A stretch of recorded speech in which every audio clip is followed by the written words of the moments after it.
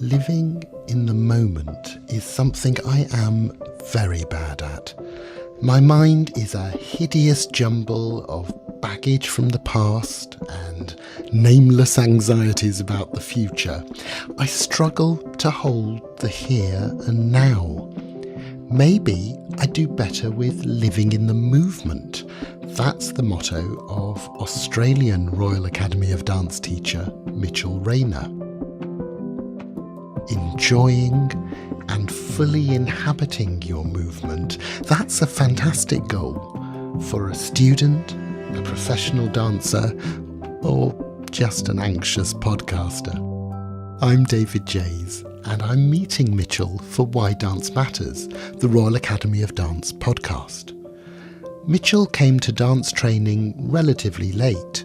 13 is late, if you're wondering, but progressed quickly, ending up in the Australian Ballet. I realise I saw one of his farewell performances when the company visited London in 2016. Mitchell went on to retrain with the RAD as a dance teacher, and he now takes his philosophy of living in the movement through his practice and even onto a range of clothing that he's designed. I'm eager to hear more about Mitchell's journey, especially as a dancing boy, which isn't always an easy path. Enough talking about the future, we're in the present. It's time to meet Mitch and live in the movement.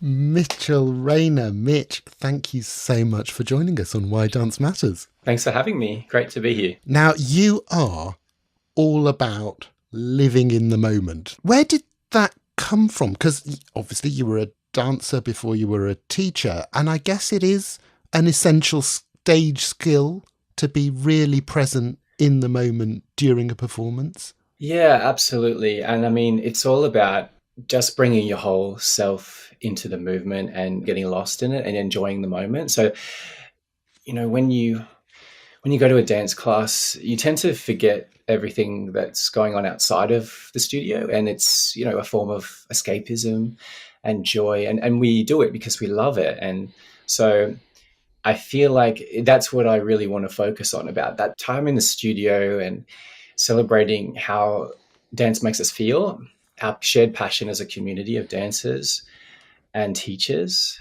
leaving those stresses and those things that you're kind of hung up on outside of the studio, just kind of to deal with later. But in that moment, being fully present and enjoying what you're doing, whether it be, a class or a performance, just getting lost in it and bringing your whole self into it. Despite having said we're all about living in this in this present moment, I'm going to drag you back because I want to talk about your dance journey. It's quite an interesting one because you came to formal training relatively late, I think around 13.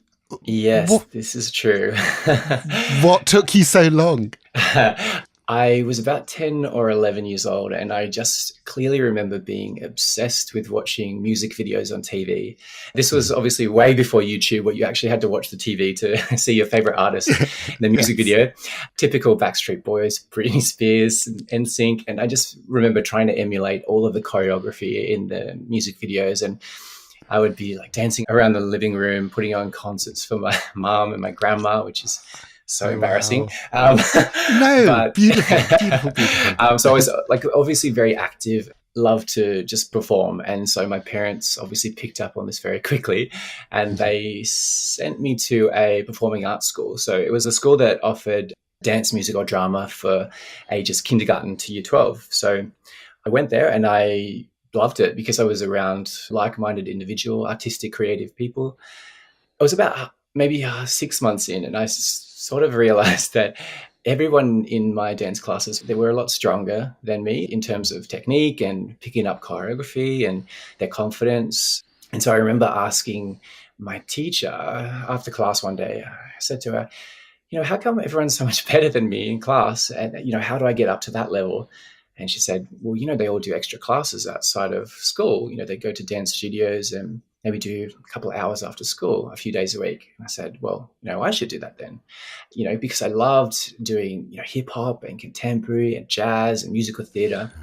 And then she said, I'll never forget it. She said, oh, and you should definitely do ballet. And I'm thinking in my mind, what?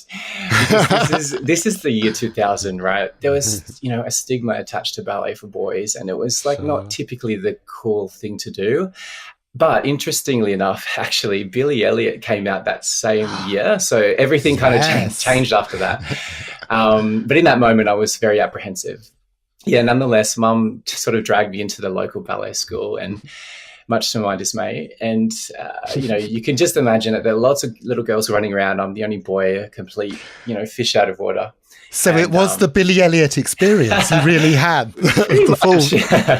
I got introduced to the owner of the studio, and she was a really lovely lady. Her name was Robin Turner. She was very charming and very warm, welcoming. And she introduced me to another teacher there. And I didn't know this at the time, but she was kind of a really big deal. Her name was Tessa Maunder, and she was responsible for many famous Australian dancers' careers. I think she was actually one of the first teachers in Australia to start teaching RED syllabus, because when I met her, she was in her 70s. So she'd been teaching for a really long time. So obviously I didn't realize any of this at the time. My mum's freaking out because she knew exactly who she was. So anyway, cut to me, I think it was the next day or two, I was standing at the bar. They thought grade 5 would be a good introduction. Grade 5 RED. I'm standing at the bar in my tights and leotard, just so nervous. And then, I don't know, something happened in between pliés and like the end of class. At some point, it all changed for me. I just completely fell in love with ballet.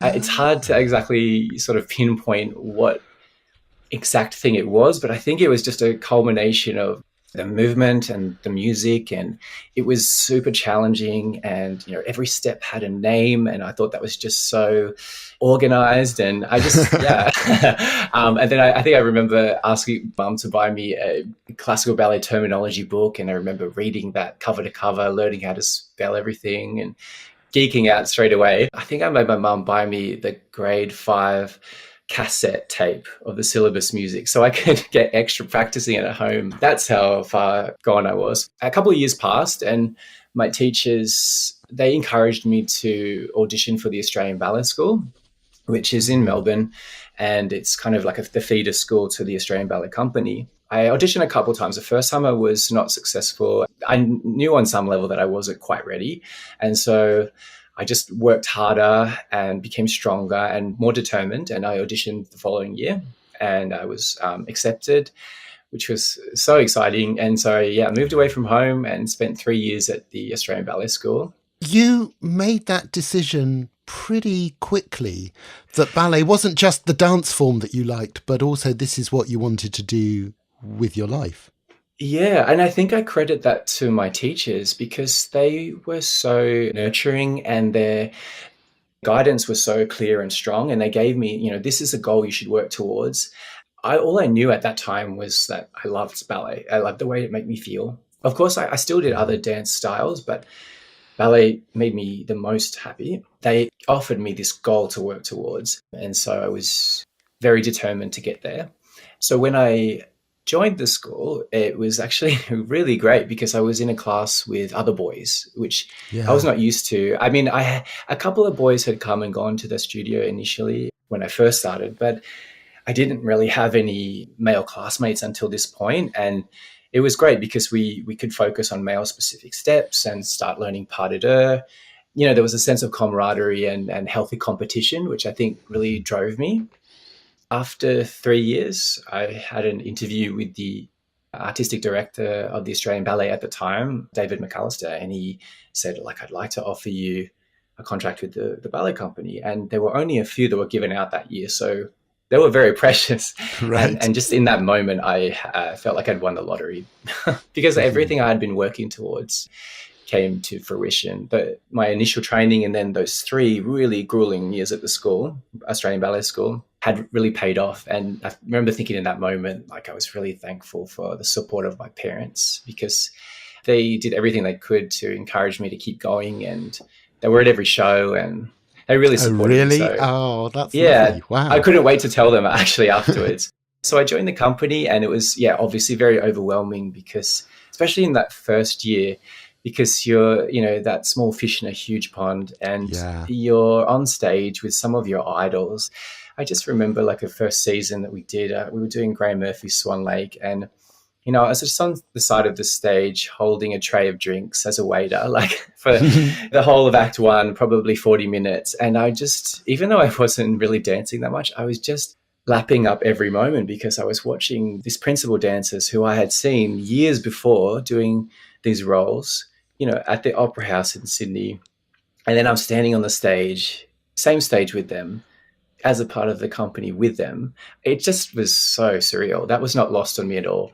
I made some really great friends, worked with some really wonderful choreographers, and did so many great ballets and wonderful overseas trips, and lots of performances around Australia as well.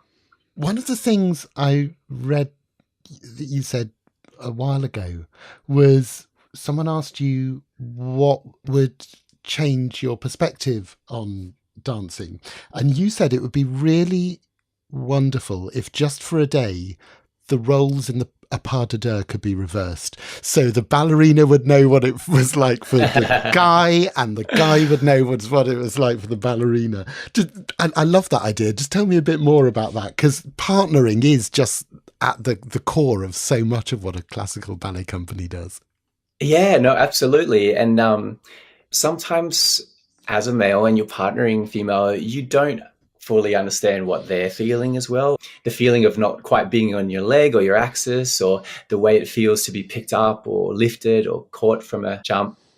And I think it's really good to sort of understand what that may feel like. I think it's so beneficial when you have a male and female teacher that can both teach pas de deux together, because it's good to get both perspectives.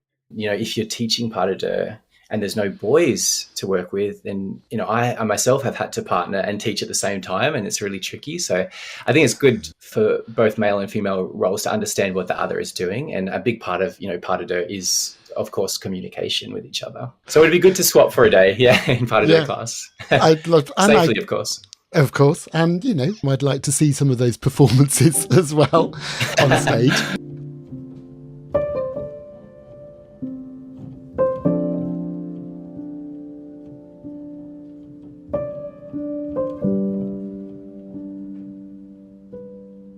I did see you mentioned the foreign tours you did with Australian Ballet, and yes. I did see, which I now realise were one of your last performances with the company, when they came over to London with Swan Lake and Alexei Ratmansky's Cinderella.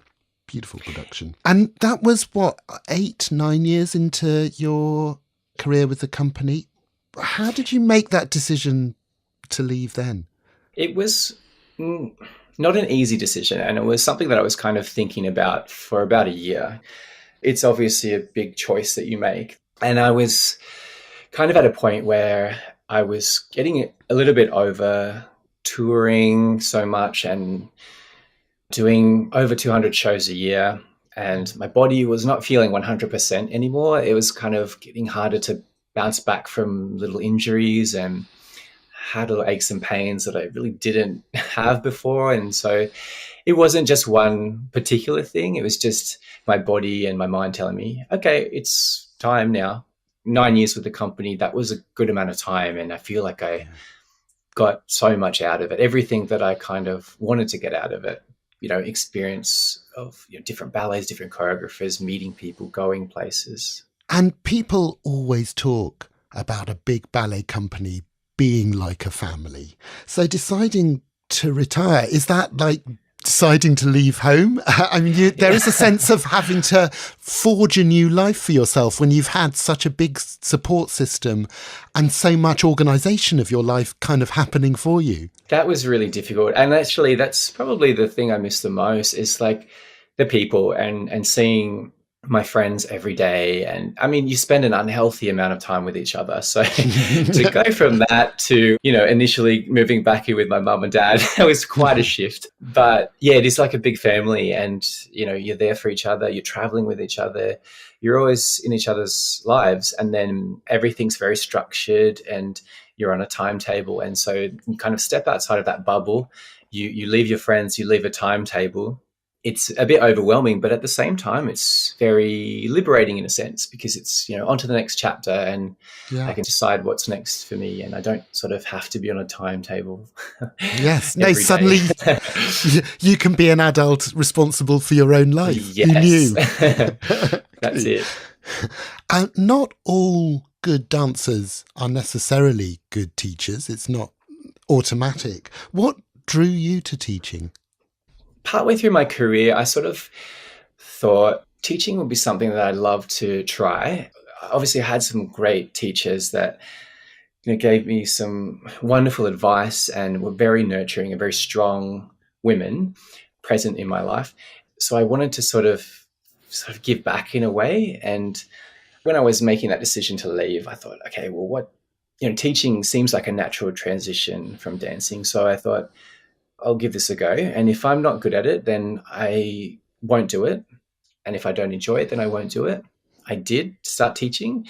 Initially, once or twice a week, just a couple of classes. And I actually remember the first class that I taught, it was an open class, and I was planning it for about a week. I was so paranoid that I would be hopeless and forget what I was talking about.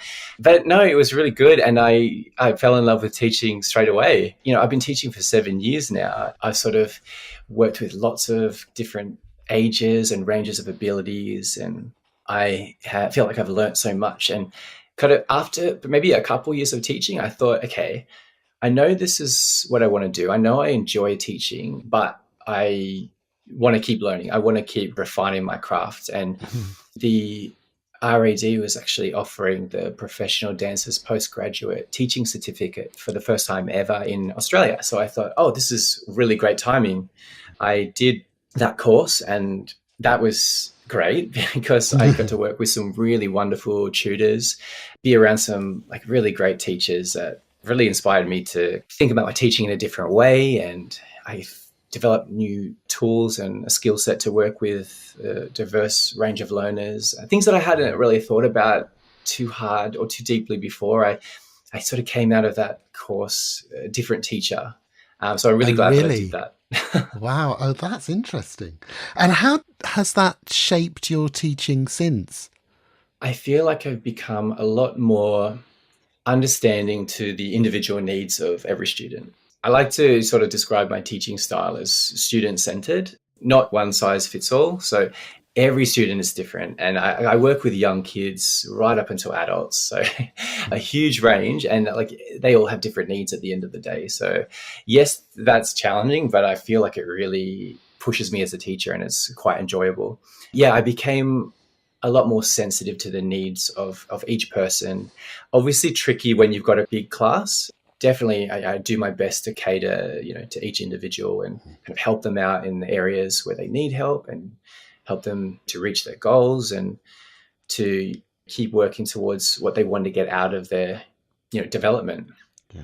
And have you had any students who, like young Mitch, were a bit unsure about whether they even wanted to be there for their first classes and have come to love it? Yes, I actually have taught a few younger boys a few years back, and they were quite shy, reserved, because they would often be, one boy in a class of maybe 15 to 20 other girls. So that lack of confidence maybe was there. So I made sure that I made them feel comfortable and seen and heard, and, talk to them after class and sort of tell them a bit about my story and just encourage them to keep going if they enjoy it. Because at the end of the day, if you enjoy it, you should, of course, do it. Life's too short otherwise, There might be setbacks, or there might be, bullying or unfortunate things like that happen. But if you love it, you should keep going.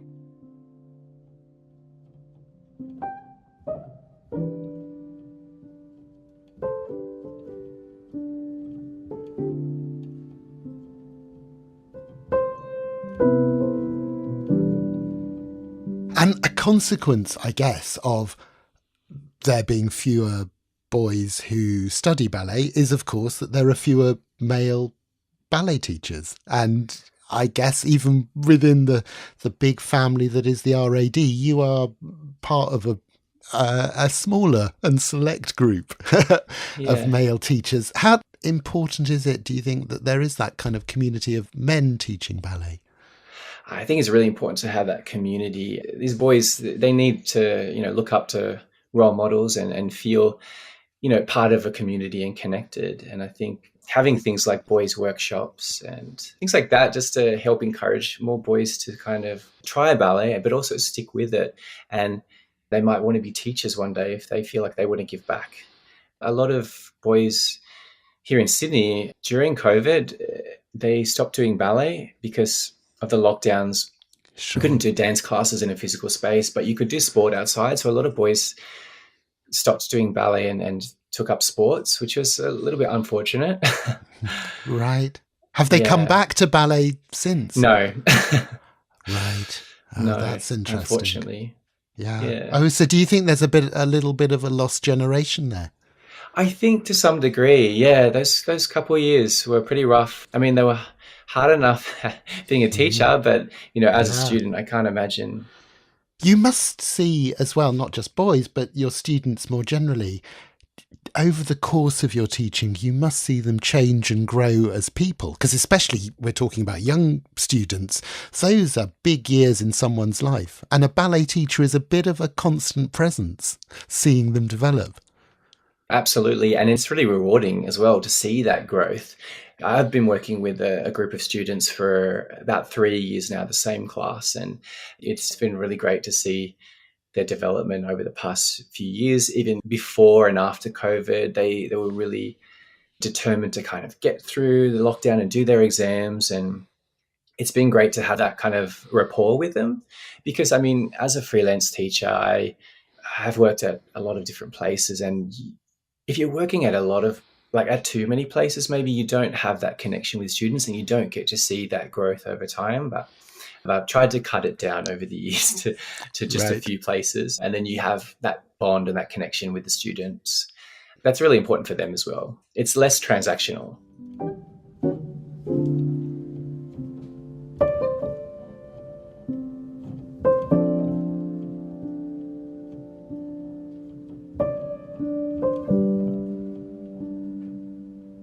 The RAD, Royal Academy of Dance, has been a thread through your life, as we've discussed, or through your dancing career. What does it mean to you to be a member of the RAD? It was very special. I think that the RAD is a wonderful organisation that celebrates inclusion and diversity and striving to be the best that you can be as an individual. And I remember doing my RAD exams a long time ago now, and coming back as a teacher now, and even doing like teaching classes at the RAD headquarters in Sydney is kind of like a full circle moment for me. It's really special, and it's really nice to be able to teach kids the RAD syllabus now, students, and even some adults are really getting into the RAD syllabus work and they want to do their exams. So it's really nice to share that and to pass on the lessons that I learned from my teachers, learning the old RAD syllabus, learning the new syllabus. Yeah, it's really special. And I do appreciate that they value diversity, inclusion, and just making everyone feel seen. Yeah. And it's clearly been quite a journey, and you've learned a lot, you've taught a lot. What have you learned about yourself, do you think, through a life in dance? One thing that comes to mind straight away is the fact that I will always be hungry to learn more. I think that's kind of the wonderful thing about being a dancer and then a teacher. You never stop learning and you never stop refining your craft. I feel like I've really learned that. And also being a teacher now, I feel a lot more confident within myself. When I was a dancer, I could never speak in front of a group of people. I was pretty shy, like unless it was a small group of friends, I wouldn't like to really talk in front of a large group of people. But over the past few years, teaching with lots of different learners and big classes, I've kind of had to force myself to come out of my shell more and to be assertive and be in charge of the room and the space and kind of hold my own. And so I feel like I've developed so much confidence, which makes me really happy and really positive thing that's come out of teaching it. It makes me feel really good about what I do now. Wow. And just generally in life. I guess as a dancer and as a student as well, a lot of the time you're being talked at, aren't you? You're not expected necessarily to have a voice. So I guess it is quite a big jump to have to take. Yeah, absolutely. And actually, what I like to do with my teaching, especially with younger students, I like to ask them a lot of questions during class rather than always sort of giving them the answer. I like to ask them, why do you think that happened? Or why do you think maybe that pirouette didn't work? Or what should we try and think about next time when we do this exercise? So they have more of a voice and feel seen and heard. You get those shy kids that sort of, they go a little bit inward. But I feel like over time, some of the shyer kids have sort of come out of their shell a bit more and not been so afraid to contribute to discussion. Because I feel like Right. that's important rather than sort of always telling them the answer or talking to them. I like to kind of get them involved and be a bit more collaborative.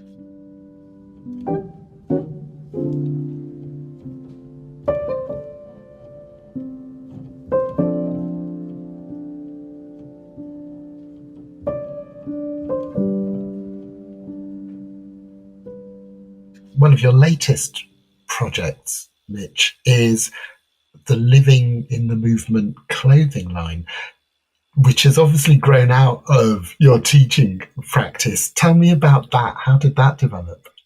Yeah, so this is something I developed during COVID lockdowns because everyone, we had so much time to work on other things. I've been developing that and we launched about a year ago. And so I've just been slowly trying to grow the brand. And it's a manifestation of my teaching philosophy about, living the movement. So it's a play on words, live in the moment. It's just all about celebrating the joy of movement and freedom and just bringing your whole self into the movement and celebrating your individuality and uniqueness and connecting your mind with your body and just getting lost in the movement. Cute. And have you got a sense, you're still relatively early in your teaching career, there are many potential years to go. Have you got a sense of how you'd like this journey to carry on taking you? Well, I still obviously really love teaching. So I would love to keep teaching and perhaps work with students internationally over time and keep working with different age ranges in Australia. Try and grow my brand a little bit more here in Australia and New Zealand and then hopefully overseas as well. Mitchell, it's been lovely to share this dance journey with you. We've reached the final moment. So, finally, Mitchell, why does dance matter to you? Dance matters to me because I believe it's the ultimate form of self-expression. It allows you to bring your whole unique individual self to each and every movement. And to me, that's absolute freedom.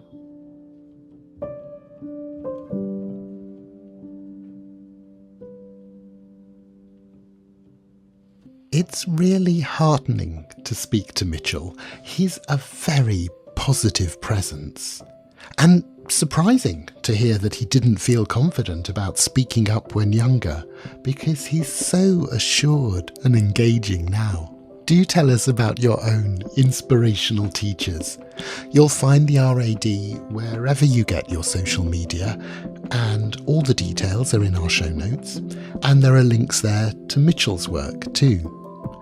And we'd love it if you could subscribe and like and review even the podcast so that we can find other people who might enjoy Why Dance Matters. Our guest today was Mitchell Rayner. Why Dance Matters is made by the RAD team of Niamh Carey-Furness, Keisha Dodd and Katie Hagan. Our artwork is by Bex Glendinning, and our producer, Sarah Miles, doesn't just live in the moment, she records the moment. It's a real gift. I'm David Jays. Take care. See you soon.